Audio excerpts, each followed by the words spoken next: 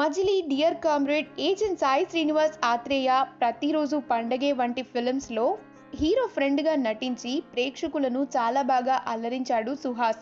ఇటీవల ఓటీటీలో విడుదలైన ఉమామహేశ్వర ఉగ్ర రూపస్య చిత్రంలో కూడా తన నటనతో మరొకసారి ప్రేక్షకులను మెప్పించాడని చెప్పాలి. త్వరలో కలర్ ఫోటో అనే ఫిల్మ్తో హీరోగా కూడా మారబోతున్నాడు. ఆ చిత్రం ప్రమోషన్లో భాగంగా ఆయన పాల్గొన్న ఒక ఇంటర్వ్యూలో తన రియల్ లైఫ్ లవ్ స్టోరీ గురించి చెప్పుకొచ్చాడు. ప్రస్తుతం అది సోషల్ మీడియాలో చాలా బాగా వైరల్ అవుతోంది.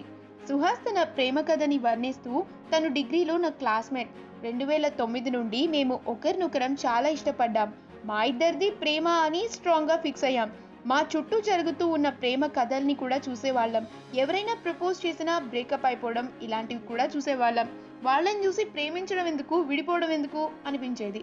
ఒకసారి ప్రేమించామంటే ఒకరినొకరు కనెక్ట్ అయితేనే కదా, మరి విడిపోవడం ఎందుకు వస్తుంది అని ఆలోచించేవాళ్ళం. అయితే సినిమాల్లోకి వచ్చిన తర్వాత తన మైండ్ సెట్ మారే అవకాశం చాలానే ఉంటుంది. చుట్టూ రకరకాల అమ్మాయిలు ఉంటారు, కొత్తగా ఫ్రెండ్స్ పరిచయం అవుతారు. కానీ నేను సినిమాల్లోకి వచ్చిన తర్వాత కూడా తన గురించే ఆలోచించేవాడిని. ఫస్ట్ నుంచి తనే నాకు హెల్ప్ చేసేది. తను జాబ్ చేస్తూ మా ఇంట్లో ఒప్పించి నన్ను ఫైనాన్షియల్గా కూడా ఆదుకుంది.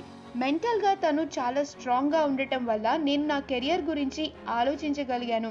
నేను ఏం చేసినా నువ్వు కుమ్మేయ్, నీ వెనుక నేను ఉన్నాను, మన లైఫ్ చాలా బాగుంటుంది, కాస్త లేట్ అవుతుంది అంతే అంటూ ధైర్యం చెప్పేది.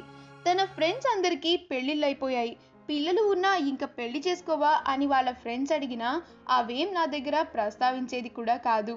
వాటిని చెప్తే నేను డల్ అవుతానేమో అని ఆలోచించేది. తను ఒక్కగానొక్క కూతురు, పెళ్లి చేసుకోకుండా వాడి కోసం ఎందుకు అలా ఉంటుంది అని అనుకునే వాళ్ళందరూ మా ఇంట్లో కూడా తిట్టేవాళ్ళు.